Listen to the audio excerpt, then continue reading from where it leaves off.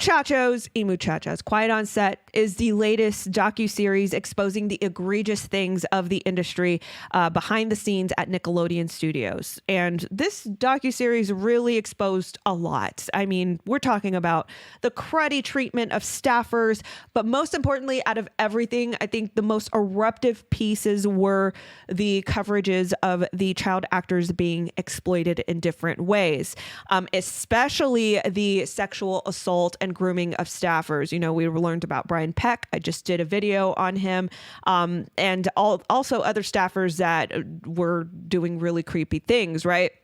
Including Dan Schneider. Well, like I said, they mentioned other staffers, right? That had their eye on kids. They were fans of the playground.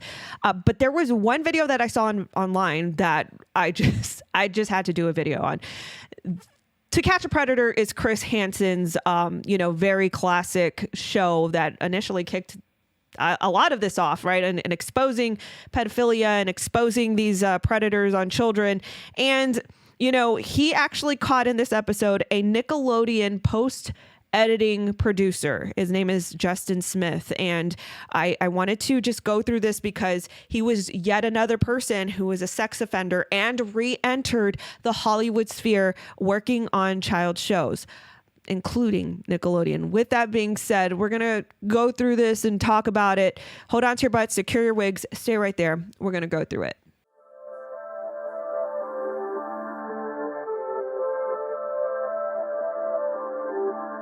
Countless people are mistaking private browsing tabs as a way to stay anonymous online. Even with private browsing mode enabled, you can still be tracked by websites and internet service providers. That's why I've been using Virtual Shield VPN and absolutely love it. Thanks to Virtual Shield's help, I'm able to browse the internet anonymously, which protects myself, my data, my finances from cyber criminals, ISPs, rogue tech companies, or data mining giants. To start browsing the internet anonymously, use my link in the description below and you'll get a 67% off with a 60-day risk-free trial of Virtual Shield. That's virtualshield.com/NatalieDenise. All right, so let's go through this video. So this was a To Catch a Predator back in the day. This is Justin Smith. He's a Nickelodeon. You can see right there, like in his background, like the environment he worked in.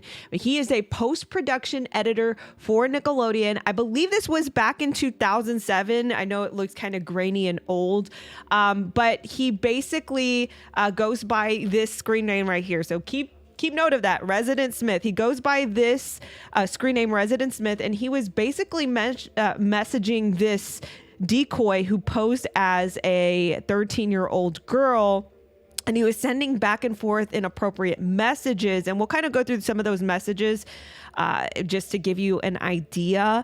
But, this is very concerning. And then he sent nudes to the, oh my gosh, I hurry up. He sent nudes to this decoy and acknowledged that this is illegal. Like, he knew what he was doing was illegal and that he could get into big trouble. So after that, he actually sent this decoy. I'm going to just fast forward. He sent this decoy inappropriate videos. We'll say that, very spicy videos. And then he traveled from North Hollywood to meet the decoy. So this is him, I guess, parking down the street, meeting the decoy. And the decoy meets him in the front and invites him inside the house. He goes inside the house. He's 27 years old, by the way, at this time, 27. And she basically greets him from a distance and says that she made drinks for him. And then, Chris Hansen pops out of nowhere and tells him to have a seat. His infamous line, "Have a seat." And this is where the guy is basically freaking out, and he starts leaving really fast. Chris Hansen mentions that he's a Nickelodeon post-produced editor, and he starts running down the street, trying to get away from the scene. This is crazy because, they worked with law enforcement. Obviously, with a lot of these episodes, they tell him to put his hands behind his head, and he's just profusely apologizing that he yeah, he basically acknowledging that he shouldn't have been doing all these things, right? So this is the chat log between Justin Smith and the the decoy that posed as a 13-year-old. It says here, after the decoy sent a picture, Smith wrote, "It's definitely bad that I think you're this cute." The girl asked, "How come?" And he wrote back, "Because I'm 27. So you see, Justin Smith knew over and over and over again that he was not supposed to be contacting this supposed 13-year-old. He was not supposed to be talking to her or even sending any sort of innuendos, suggestiveness, because it's illegal and this is a kid, right? Then he said, "I honestly never showed myself to anyone as young as you." And this is where I believe he sent over those nude pictures and then said, "It can be dangerous."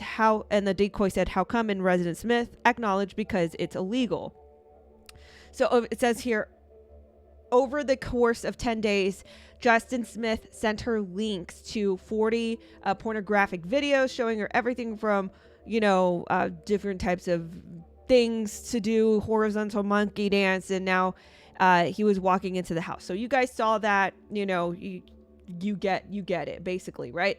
Now this is the other thing I wanted to show you was I believe this is Justin Smith's IMDb credits, and the reason why I say I believe is because you guys saw on the screen capture that he used the screen name Resident Smith. And if you go down, I'm going to show you this first, and then I'm going to go through some of these credits. If you go into some of these like Stripperella, Justin Resident Smith, and then there was another one up here. Oh, Cat Scratch, which was a TV series. This was 2 years before I believe he got caught. Justin Resident Smith. And then as you can see up here, so these were all of the kids shows that he worked on. Hey Arnold, Oswald, Stripperella, I don't remember where that was, Fatherhood, The Fairly Odd Parents, right? So he was on various, productions for TV shows. So why I mentioned that is because he, from my perspective, had this way of knowing how to talk to a kid, how to get inside the mind of a kid, right? And to me, he used that power dynamic to access or think that he was accessing this decoy who was supposed 13 years old, right? But one thing that I wanted to show you also is that he continuously worked for, I believe, Nickelodeon, because you can see here, I'm going to go back to the NBC article. I believe this was back in 2007 when he got arrested for all this. And when we come back to this whole thing, the credits, it says here he worked for Dora the Explorer until 2008, Chalk Zone until 2008, SpongeBob SquarePants until 2011. So it's just crazy that this guy continuously had work in not just Hollywood, but child Hollywood, like in productions. So anyway, I just wanted to show you guys that to me was just, again, you saw it in Quiet on Set. There were these awful people that were, at least grooming children on set or, off set via email or via, Brian Peck met up with Drake Bell personally. And, all of these people were just awful. And it's as if they just had no consequences, right? Even Dan Schneider, even he there's a whole apology video. I'll probably go through that in another video if you guys want me to. But he mentioned that, there was a whole system of checks, and if I wasn't doing something right, then how come it didn't get rejected, right? And my perspective is probably because everybody was pervy, right? Probably because there were more pervy people than there were right people, and they had a power dynamic over all the other people that probably opposed this type of work or this type of sexual innuendos, right?